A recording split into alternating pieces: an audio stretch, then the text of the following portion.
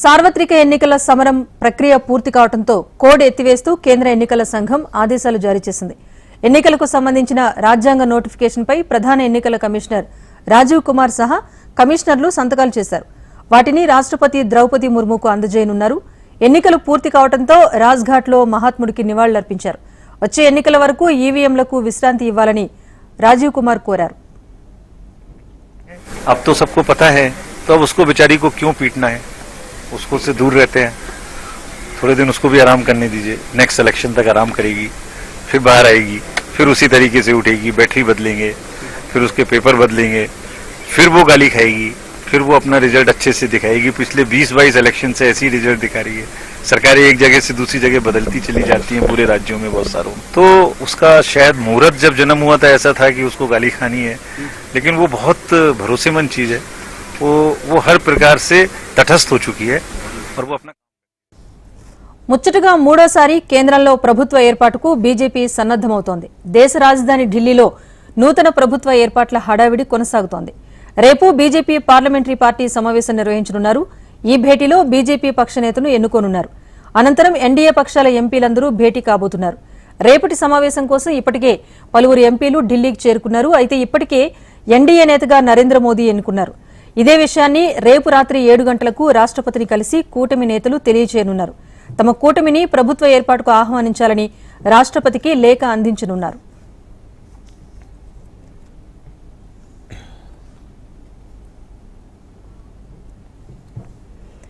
Modi 3.0 cabinet కూర్పుపైన ఉత్కంఠ కొనసాగుతోంది. కీలక శాఖలపై బీజేపీ ఫోకస్ చేసినట్టుగా తెలుస్తోంది.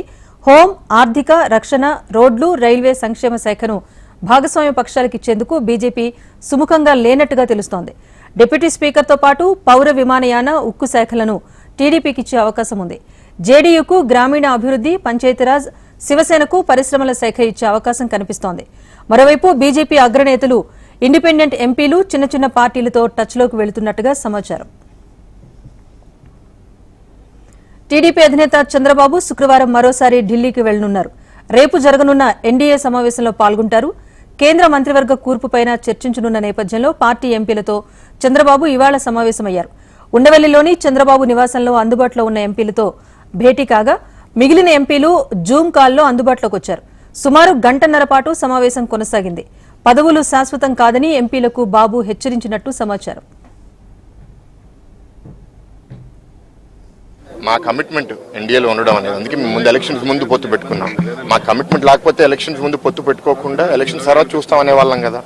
మేము మా కమిట్మెంట్ ప్రకారం వీఆర్ విత్ ఎన్డీఏతో గవర్నమెంట్ ఫామ్ చేస్తాం. ఒక మంచి పాత్ర టీడీపీకి ఉంటుందని అనుకుంటున్నాను. సో ఆ టీడీపీ పాత్ర కూడా మేము ప్రత్యేకంగా ఆంధ్ర రాష్ట్రం కోసం ఎట్లా చేయబోతున్నాం అనేది ఎదురు చూసి పనిచేస్తున్నాం. బాధ్యత మా మీద చాలా ఉంది. మేము బాగా పనిచేస్తామని అనుకుంటున్నాం. అన్ని మేము ఏంటంటే ఇవాళ అలయన్స్లో ఉన్నప్పుడు అంతర్గతంగా అన్ని మేము డిస్కస్ చేసుకుని చేయాలి. ఇవాళ మేము ప్రతిపక్షంలో లేము బయటకు వచ్చి మాట్లాడడానికి. ఇవాళ టీంలో ఉన్నప్పుడు మేము ఫస్ట్ టీమ్గా వెళ్ళి మా ముఖ్యమంత్రి వెళ్ళి అక్కడ ప్రధానమంత్రి మిగతా మంత్రులు అందరితో మాట్లాడి రాష్ట్రానికి చేయాల్సిన విషయాలన్నీ తప్పకుండా మేము ఆడతాం. అన్ని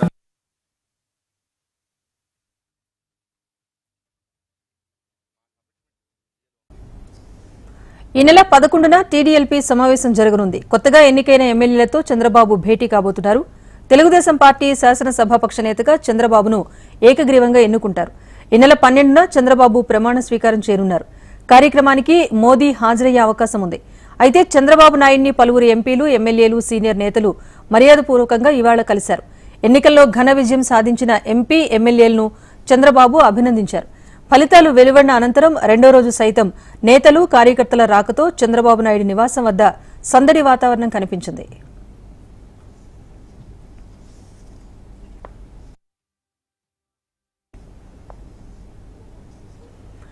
ఏపీలో రాజకీయ ముఖచిత్రం మారిపోవడంతో చంద్రబాబు నివాసానికి భారీగా పోలీసులు చేరుకున్నారు. ఎన్నికల కౌంటింగ్లో ఎన్డీఏ కూటమి ప్రభంజనం సృష్టించడంతో చంద్రబాబు నివాసం, పరిసర ప్రాంతాల్లో పటిష్ట బందోబస్తు ఏర్పాటు చేశారు. నిన్నటితో పోలిస్తే ఈ రోజు సెక్యూరిటీ భారీగా పెంచారు. ఈ నెల 12న ఏపీలో కూటమి ప్రభుత్వం కొలువుదీరనుంది. ప్రమాణ స్వీకారోత్సవ వేదికపై ఇవాళ క్లారిటీ రానుంది. ఈ నేపథ్యంలో ఇప్పటికే సీఎం ప్రమాణ స్వీకార కార్యక్రమ ఏర్పాట్ల కోసం హైదరాబాద్ నుంచి సామగ్రిని తరలించారు. ప్రమాణ స్వీకార ఏర్పాట్లు హైదరాబాద్కు చెందిన ఆర్కే ఈవెంట్స్ కు అప్పగించారు. ఉద్దండరాయనపాలెంలో లేదంటే దొండపాడులో ప్రమాణ స్వీకారానికి వేదికగా ఎంపిక చేసే అవకాశం కనిపిస్తోంది. ఏపీ ఎన్నికల్లో విజయం సాధించిన టీడీపీ అధినేత చంద్రబాబుకు తెలంగాణ సీఎం రేవంత్ రెడ్డి ఫోన్ చేసి అభినందనలు తెలిపారు. రెండు రాష్ట్రాల మధ్య సత్సంబంధాలు కొనసాగాలని ఆకాంక్షించారు. రాష్ట్ర విభజన చట్టానికి సంబంధించి పెండింగ్లో ఉన్న అంశాలను సుహృద్భావ వాతావరణంలో పరిష్కరించుకునేందుకు సహకరించాలని కోరారు రేవంత్. ఏపీలో రెడ్ బుక్ హోర్డింగ్స్ ఆసక్తికరంగా మారుతున్నాయి. రెడ్ బుక్ కు సిద్ధమంటూ ఫ్లెక్సీలు వెలుస్తున్నాయి. చంద్రబాబు, పవన్, లోకేష్ ఫొటోస్తో హోర్డింగ్స్ దర్శనమిస్తున్నాయి. మంగళగిరి పాత బస్టాండ్ సెంటర్లో ఫ్లెక్సీలు వెలిశాయి. ఈ రెడ్ బుక్ అంశంపై ప్రజలు సర్వత్రా ఆసక్తిగా చర్చించుకుంటున్నారు. లోకేష్ ప్రజలకిచ్చిన హామీల్లో రెడ్ బుక్ కూడా ఒకటి కావడంతో ఉత్కంఠ నెలకొంది. ఏపీలో కౌంటింగ్ తర్వాత చెలరేగిన ఘర్షణలను ఖండించారు వైసీపీ అధినేత జగన్. ఎక్స్లో స్పందించిన జగన్ ప్రభుత్వ ఏర్పాటుకు ముందే టీడీపీ ముఠాలు స్వైర విహారం చేస్తున్నాయంటూ ఆరోపించారు. టీడీపీ దాడులతో రాష్ట్రంలో భయానక వాతావరణం నెలకొందన్నారు. వైసీపీ నాయకులు, కార్యకర్తలకు రక్షణ లేకుండా పోయిందన్న జగన్ ఒత్తిళ్లతో పోలీస్ వ్యవస్థ నిస్తేజంగా మారిపోయిందని పేర్కొన్నారు. 5 ఏళ్లు పటిష్టంగా ఉన్న శాంతి భద్రతలు పూర్తిగా దెబ్బతిన్నాయని, గవర్నర్ వెంటనే జోక్యం చేసుకుని టీడీపీ ఆగడాలను అడ్డుకోవాలని ఎక్స్ వేదికగా కోరారు జగన్. ఇక ఇదే విషయంపై సాయంత్రం గవర్నర్ను కలిసి ఫిర్యాదు చేశారు వైసీపీ నేతలు. ఏపీలో వైసీపీ సానుభూతి పరులనే లక్ష్యంగా చేసుకుని టీడీపీ దాడులు జరుపుతోందని పేర్ని నాని ఆరోపించారు. ఎన్నికల ఫలితాలు వెలువడ్డాక రాష్ట్ర వ్యాప్తంగా టీడీపీ అరాచకాలకు పాల్పడుతోందని అన్నారు. వైసీపీ నేతలపై జరుగుతున్న దాడులను గవర్నర్ అబ్దుల్ నజీర్ దృష్టికి వైసీపీ నేతలు తీసుకువెళ్లారు. బీహార్ తరహాలో ఏపీలో టీడీపీ దాడులకు తెగబడిందని పేర్ని నాని మండిపడ్డారు. బీహార్ సంస్కృతిని టీడీపీ ఆచరిస్తోందన్నారు. టీడీపీ నేతలు ప్రజలను భయభ్రాంతులకు గురి చేస్తున్నారంటూ విమర్శించారు ఆయన. ఆంధ్రప్రదేశ్ రాష్ట్ర గవర్నర్ గారిని ఈరోజు వైఎస్ఆర్ కాంగ్రెస్ పార్టీ తరఫున రిప్రజెంట్ చేయడం జరిగింది. పెద్దలు రాజ్యసభ సభ్యులు సుబ్బారెడ్డి గారు, తిరుపతి ఎంపీ గురుమూర్తి గారు, అరకు ఎంపీ తనూజి గారు, దర్శి ఎమ్మెల్యే డాక్టర్ శివప్రసాద్ గారు, కేశినేని నాని గారు, అట్లాగే అరకు ఎమ్మెల్యే గారు, పాడేరు ఎమ్మెల్యే గారు, ఇంకా ఎమ్మెల్సీ రఘురామ్ గారు, కేశినేని నాని గారు, ఇక పెద్దలందరూ కూడా గవర్నర్ గారిని కలవచ్చడం జరిగింది. కౌంటింగ్ అయిపోయిన తర్వాత, ఎన్నికల లెక్కింపు అయిన తర్వాత ఈ ఆంధ్రప్రదేశ్ రాష్ట్రంలో జరుగుతున్నటువంటి బీహార్ తరహా కిరాతకాలు, బీహార్ తరహా హింసా రాజకీయాలు ఇవన్నీ కూడా గవర్నర్ గారి దృష్టికి తీసుకెళ్తామైంది. ఎన్నికలు ఒక పక్క జరుగుతుంటే ఎన్నికలు సంపూర్ణంగా పూర్తవకుండానే మధ్యాహ్నం నుంచి తెలుగుదేశం పార్టీ గూండాలు ఏ రకంగా ఇళ్లపై దాడులు చేయటం, ఇళ్లు తగలబెడతాం, ఇంట్లో ఫర్నిచర్ ధ్వంసం చేయటం, మనుషులు. తెలంగాణ ప్రజలు బీజేపీకి అండగా నిలబడ్డారని ఆ పార్టీ రాష్ట్ర అధ్యక్షుడు కిషన్ రెడ్డి అన్నారు. సీఎం రేవంత్ సొంత జిల్లాలో ఎంపీ సీట్ను సైతం కైవసం చేసుకున్నామన్నారు. గతంలో సీఎం ప్రాతినిధ్యం వహించిన మల్కాజ్గిరిలోనూ బీజేపీ గెలిచిందని గుర్తు చేశారు. తెలంగాణ లోక్సభ ఎన్నికల్లో ఎంత దుష్ప్రచారం చేసినా ప్రజలు కాంగ్రెస్ పార్టీని విశ్వసించలేదన్నారు కిషన్ రెడ్డి.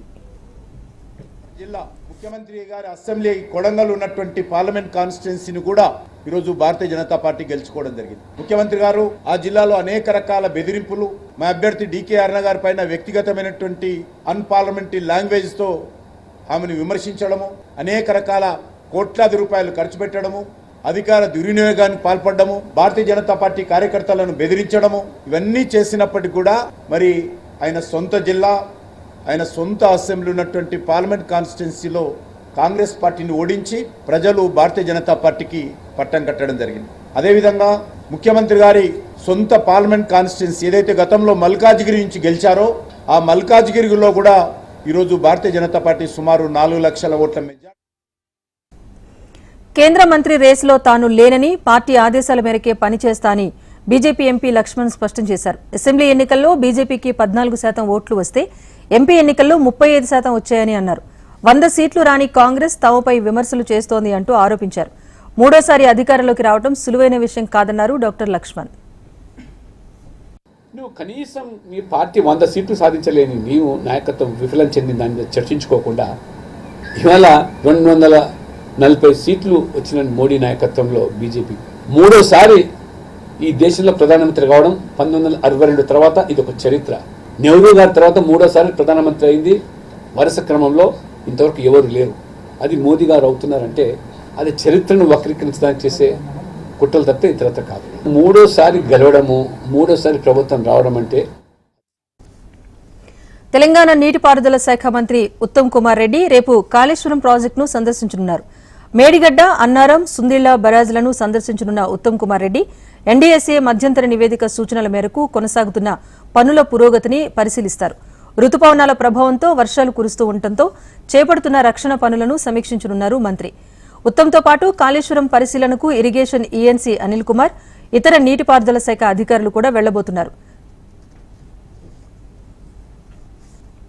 జనసేన అధినేత పవన్ కళ్యాణ్ ఆయన సోదరుడు మెగాస్టార్ చిరంజీవి ఇంటికి వెళ్లారు. ఏపీ ఎన్నికల్లో ఎమ్మెల్యేగా విజయం సాధించిన తర్వాత తొలిసారిగా చిరంజీవి నివాసానికి వెళ్లారు జనసేనాని. మెగా కుటుంబ సభ్యులు పవన్తో కేక్ కట్ చేయించారు. చిరు ఇంటికి పవన్ రావడంతో మెగా అభిమానులు బాణసంచ కాల్చి సంబరాలు చేసుకున్నారు.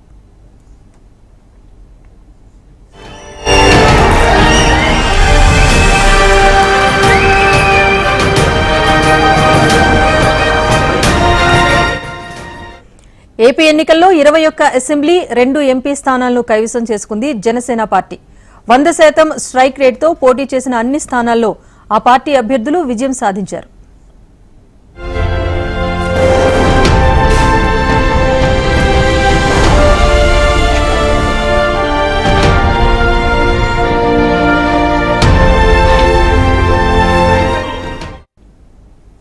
ఓ సామాన్య మధ్యతరగతి కుటుంబంలో పుట్టి సమాజానికి అంతో ఎంతో ఉపయోగపడాలన్న తపనతో జర్నలిజంలో అడుగుపెట్టారు. జర్నలిజంలో ఉన్నత శిఖరాలను అందుకుని ప్రజాక్షేత్రంలో సేవ చేయాలన్న తలంపుతో రాజకీయాల్లోకి ఎంట్రీ ఇచ్చారు. టీడీపీలో చేరి తాజాగా జరిగిన అసెంబ్లీ ఎన్నికల్లో చిత్తూరు జిల్లా పూతలపట్టు ఎమ్మెల్యేగా గెలిచారు. హెచ్ఎంటీవీలో సీనియర్ జర్నలిస్టుగా గుర్తింపు తెచ్చుకుని తర్వాత ఎమ్మెల్యేగా విజయ దుందుబి మోగించిన డాక్టర్ కలికిరి మురళీమోహన్ టీడీపీ అధినేత చంద్రబాబును మర్యాదపూర్వకంగా కలిశారు. ఆ తర్వాత తాను జర్నలిస్టుగా చేసిన హెచ్ఎంటీవీ విజయవాడ ఆఫీసుకు వెళ్లారు. ఎమ్మెల్యే మురళీమోహన్ ను తన సహచర జర్నలిస్టులు, తోటి ఉద్యోగులు అభినందించారు. కేక్ కట్ చేసి సంబరాలు జరుపుకున్నారు. జూమ్లో హెచ్ఎంటీవీ హైదరాబాద్ హెడ్ ఆఫీస్ జర్నలిస్టులు, సిబ్బంది కూడా ఆయనకు శుభాకాంక్షలు తెలిపారు. ఈ సందర్భంగా ఎమ్మెల్యే మురళీమోహన్ హెచ్ఎంటీవీతో తనకున్న అనుబంధాన్ని గుర్తు చేసుకున్నారు. ఈ స్థాయికి తీసుకొచ్చింది, గుర్తింపును తీసుకొచ్చింది. అందులో ఎక్కువ కాలం హెచ్ఎంటీవీలో పనిచేయడం, హెచ్ఎంటీవీ చైర్మన్ గారు వామనరావు గారి ప్రోత్సాహం కానీ, అదేవిధంగా హనుమంతరావు గారి ప్రోత్సాహం కానీ, నాతోటి ఉద్యోగస్తులు వారి యొక్క సహకారం కానీ నేను ఎప్పుడూ మరువలేను. మైక్ పెట్టుకొని మాట్లాడేవాడిని, నాకు మైక్ పెట్టుకొని మాట్లాడుతున్నాను. సో ఇదంతా కూడా చాలా ఆనందం. హనుమంతరావు గారికి ప్రత్యేకమైనటువంటి నమస్కారాలు. వామనరావు సార్కి ఆయన నుంచి చాలా విలువలు నేర్చుకోవాలి. ఎమ్మెల్యేగా వచ్చే అవకాశం ఉంది. నారా చంద్రబాబు నాయుడు గారు నన్ను ఆశీర్వదించే అవకాశం ఉంది. నేను ఉద్యోగం మానేయాలనుకుంటున్నాను అన్నప్పుడు ఆయన అన్నమాట నాకు ఇప్పటికీ కూడా గుర్తుంది. ఎప్పటికీ కూడా మర్చిపోలేనటువంటి గొప్ప మాట చెప్పారు. మీకు హెచ్ఎంటీవీలో పనిచేస్తే కొంతమందికే సాయం చేసే అవకాశం వస్తుంది, వచ్చింది కాబట్టి అక్కడ కూడా ఇక్కడ ఎంత మంచి పేరు తెచ్చుకున్నాం అంత మంచి పేరు తెచ్చుకుంటా ఉన్నటువంటి నమ్మకం ఉంది. ధైర్యంగా వెళ్ళిరా. నాకు రాజకీయాలంటే పెద్దగా ఆసక్తి ఉండదు, కానీ నువ్వు వెళ్తున్నానంటే మాత్రం ఆసక్తిగా ఉందని నన్ను ఆశీర్వదించారు. సార్, మీ ఆశీర్వాదాన్ని, మీరు చేసినటువంటి సూచనని ఎప్పటికీ మరోలని తెలియజేసుకుంటూ ఉద్యోగ మిత్రులందరికీ కూడా నమస్కారం. దేశ ప్రజలు మరోసారి మోదీని ప్రధానిగా చూడాలని అనుకుంటున్నారని ఏపీ బీజేపీ అధ్యక్షురాలు పురంధేశ్వరి అన్నారు. బీజేపీ పార్లమెంటరీ పార్టీ సమావేశంలో పాల్గొనేందుకు ఆమె ఢిల్లీకి వెళ్లారు. బీజేపీపై విశ్వాసం ఉంచినందుకు చాలా గర్విస్తున్నా అన్నారు. ప్రజల ఆకాంక్షలకు అనుగుణంగా పనిచేస్తామని తెలిపారు. అభివృద్ధి, సంక్షేమాన్ని కొనసాగిస్తామన్నారు. हम भी बधाई देंगे उनको and we are very proud that the entire country has reposed faith once again in the Honorable Prime Minister and Bharatiya Janata Party, and we will live up to the aspirations of the people. We will continue serving the country and the people as we had done earlier as well. YCP సంక్షేమం, అభివృద్ధిని కొత్తగా ఏర్పడబోయే ప్రభుత్వం కొనసాగించాలని ఆశిస్తున్నట్టు మాజీ మంత్రి బొత్స సత్యనారాయణ కోరారు. తమకంటే మంచి సంక్షేమాన్ని, అభివృద్ధిని ప్రజలు కోరుకుంటున్నారని భావిస్తున్నట్టుగా తెలిపారు. ఎక్కడా అవినీతి లేకుండా చేశామన్నారు. జిల్లాకో సూపర్ స్పెషాలిటీ హాస్పిటల్ నిర్మించినా ఎందుకు ఓడిపోయామో తెలియటం లేదన్నారు బొత్స. మేమైతే ఎందుకంటే ఇంత మేలు చేశాము, దాన్ని చూసి ఓటేయమన్నాం. మేము ఎందుకంటే మేలు చేస్తామని చెప్పారు, అది నమ్మి ఓటేశారు. ఫైన్ దాంట్లో తప్పే ఉంది. రాజకీయాల్లో ఉదయం అయితే రాత్రి అవుద్ది, రాత్రి అయితే ఉదయం అవుద్ది. ఎప్పుడు ఉండదు కదా మన తాలూకా అయితే వాతావరణం కనిపించినా కనిపించకపోయినా పచ్చగా ఉన్నాడు పచ్చగా ఉంటుంది అన్నట్టు మాకైతే మేము నమ్మాం. మాకైతే మా విశ్వసించాం, మా విధానాన్ని మేము విశ్వసించాం, మా నమ్మకాన్ని మేము విశ్వసించాం, మేము చేసే మంచి చేసే. ఏపీ అసెంబ్లీ ఎన్నికల్లో ఊహించిన విధంగా ఓటమి పాలైన వైసీపీ కీలక మార్పులకు ఉపక్రమించింది. తాడేపల్లిలో వైసీపీ కేంద్ర కార్యాలయం మార్చాలని నిర్ణయం తీసుకుంది. తాడేపల్లిలోని సీఎం నివాసం పక్కనున్న క్యాంప్ ఆఫీస్కు వైసీపీ కార్యాలయం మార్చాలని జగన్ నిర్ణయం తీసుకున్నారు. క్యాంప్ ఆఫీస్ భవనాన్ని వైసీపీ సెంట్రల్ ఆఫీస్గా మార్చబోతున్నారు. ఈ నెల 10 నుంచి కొత్త భవనంలో పార్టీ కార్యకలాపాలు నిర్వహించాలని జగన్ ఆదేశించారు. ఇందులో భాగంగా ఫర్నిచర్ సహా కంప్యూటర్ల తరలింపునకు వైసీపీ సిద్దమవుతోంది. నగరిలో వైసీపీ ఓడిపోయినందుకు ముఖ్యంగా రోజా ఓటమితో పలువురు కార్యకర్తలు ఆనందం వ్యక్తం చేస్తున్నారు. ఈ నేపథ్యంలోనే రోజా పైన రాష్ట్ర ఈడిగ కార్పొరేషన్ చైర్పర్సన్ శాంతి ఘాటు వ్యాఖ్యలు చేశారు. 10 ఏళ్లుగా నగరికి పట్టిన పీడ విరగడైందని, ఇక నగరిలో పండుగ వాతావరణం నెలకొంటుందని శాంతి ఒక వీడియో రిలీజ్ చేశారు. అయితే రోజాకు శాంతికి గత కొంతకాలంగా పొసగడం లేదని, వారిద్దరి మధ్య సయోధ్య కోసం వైసీపీ అగ్రనాయకులు ప్రయత్నించినా అది ఎన్నికల నాటికి బెడిసికొట్టింది. దీంతో మరోసారి రోజాపై వ్యతిరేకత బయటపడింది. ఈరోజు నగరి ప్రజలందరికీ చాలా సంతోషకరమైన ఒక పండుగ వాతావరణాన్ని అనుకూలంగా దేవుడు ఇచ్చిన రోజు కాబట్టి ఈ ఒక ఆనందాన్ని అందరు ప్రజలు, నగిరి ప్రజలందరితో మేము కూడా పంచుకుంటున్నాం. ఏమంటే 10 సంవత్సరంగా నగిరికి పట్టిన శని పీడ విరగడైన రోజు కాబట్టి అందరూ ఆనందంగా ఉన్నాం. ఈ శని ఏపీలో ప్రభుత్వం కొలువుదీరక ముందే కీలక పరిణామాలు చోటు చేసుకుంటున్నాయి. ఉపాధ్యాయుల బదిలీలకు బ్రేక్ వేస్తూ ఆయా శాఖల ఉన్నతాధికారులు నిర్ణయం తీసుకున్నారు. కాగా ఎన్నికలకు ముందు వైసీపీ ప్రభుత్వం రాష్ట్ర వ్యాప్తంగా 1800 మంది టీచర్స్ ను బదిలీ చేస్తూ ఉత్తర్వులు జారీ చేసింది. ఆ బదిలీల్లో పెద్ద ఎత్తున సిఫార్సులు పనిచేశాయన్న ఆరోపణలు రావడంతో బదిలీల ప్రక్రియను వెంటనే నిలిపివేస్తూ ఉన్నతాధికారుల నుంచి ఉత్తర్వులు వెలువడ్డాయి. ఏపీలో ప్రభుత్వం మారుతుండటంతో కీలక పరిణామాలు చోటు చేసుకుంటున్నాయి. తాడేపల్లిలో సిట్ ఆఫీసుకు తాళాలు వేశారు. ప్రభుత్వం మారుతున్న సమయంలో సిట్ ఆఫీసును సీజ్ చేయాలని గవర్నర్ ఆదేశాలు జారీ చేశారు. ఇప్పటికే చీఫ్ సెక్రటరీలు, స్పెషల్ చీఫ్ సెక్రటరీలు, ప్రిన్సిపల్ సెక్రటరీలు, ఇతర విభాగాధిపతి ఆఫీసులలో డాక్యుమెంట్లను భద్రపరచాలని గవర్నర్ ఆదేశించారు. గవర్నర్ ఆదేశాలతో తాడేపల్లి సిఐడి సిట్ ఆఫీసుకు తాళాలు వేసినట్టుగా తెలుస్తోంది. హైదరాబాద్ నగరంలో పలు ప్రాంతాల్లో వర్షం దంచుకొట్టింది. బంజారాహిల్స్, జూబ్లీహిల్స్, అమీర్పేట, ఎస్ఆర్ నగర్, ఈఎస్ఐ, యూసఫ్గూడ, బోరబండ, పంజగుట్ట, ఖైరతాబాద్, బషీర్బాగ్, కోఠి, అబిడ్స్, ముషీరాబాద్, చిక్కడపల్లి, ఫిల్మ్నగర్, కవాడిగూడ తదితర ప్రాంతాల్లో కురిసిన భారీ వర్షానికి రహదారులు జలమయమయ్యాయి. అప్రమత్తమైన జీహెచ్ఎంసీ సిబ్బంది వరద నీరు రోడ్లపై నిలవకుండా ఎప్పటికప్పుడు చర్యలు చేపట్టారు. భారీ వర్షానికి వాహనదారులు, పాదచారులు ఇబ్బందులు పడ్డారు. రాష్ట్రంలో రాగల 3 రోజుల పాటు తేలికపాటి నుంచి మోస్తరు వర్షాలు కురిసే అవకాశం ఉందని హైదరాబాద్ వాతావరణ కేంద్రం వెల్లడించింది.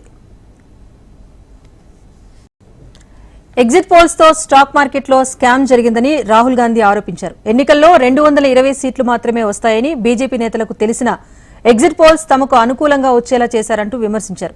ఎగ్జిట్ పోల్స్ రోజు పెరిగిన షేర్లన్నీ ఫలితాల రోజు పడిపోయాయని గుర్తు చేశారు. షేర్ మార్కెట్ స్కామ్ పై జేపీసీ విచారణ జరిపించాలంటూ డిమాండ్ చేశారు రాహుల్ గాంధీ. 19 में नरेंद्र मोदी जी कहते हैं stock market will break records on June 4th, फिर 28 मई को रिपीट करते हैं. 1 जून मीडिया झूठे एग्जिट पोल रिलीज करती है. बीजेपी का ऑफिशियल जो इंटरनल सर्वे था वो उनको 220 सीट दे रहा था. तो ये इंफॉर्मेशन बीजेपी के लीडर्स के पास था. इंटेलिजेंस एजेंसीज ने 200 और 220 के बीच में सरकार को बताया था कि उनकी सीट्स आ रही हैं. 3 जून को स्टॉक मार्केट सारे रिकॉर्ड तोड़ देता है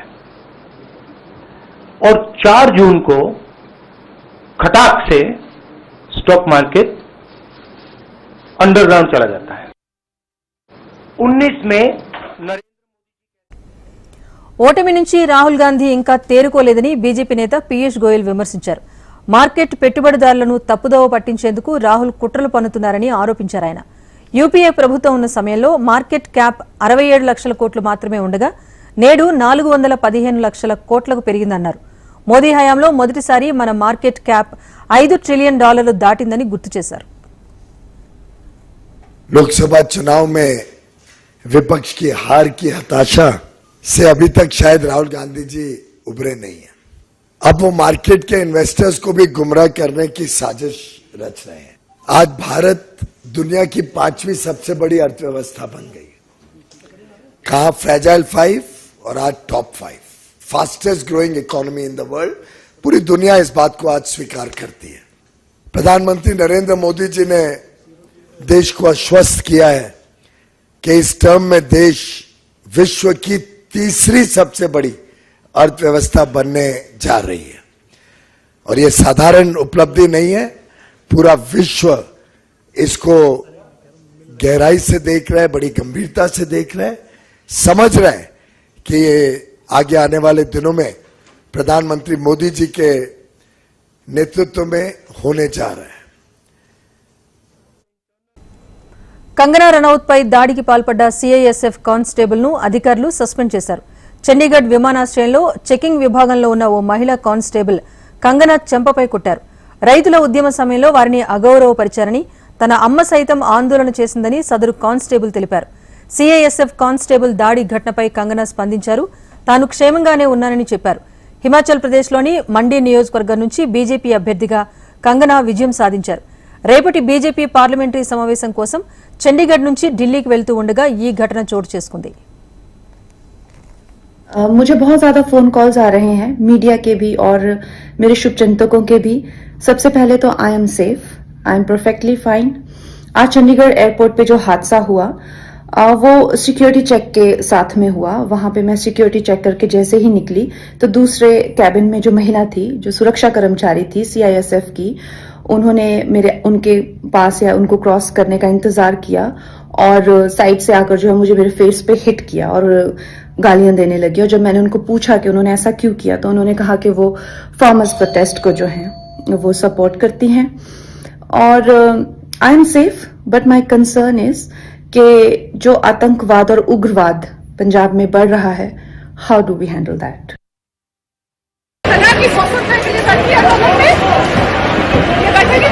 मेरी माँ बैठी थी उस टाइम जब इसने बयान दिया था.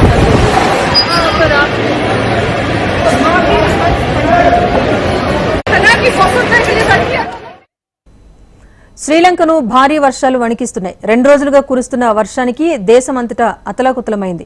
భారీ వర్షాల కారణంగా దేశంలోని పలు ప్రాంతాలు నీట మునగ్గా బలమైన ఈదురుగాలులకు పలుచోట్ల కొండ చర్యలు విరిగిపడ్డాయి. దేశ రాజధాని కొలంబోలో 7 జిల్లాలు వరదల్లో చిక్కుకున్నాయి. దీంతో ఒక్కరోజే 15 మంది మరణించారు.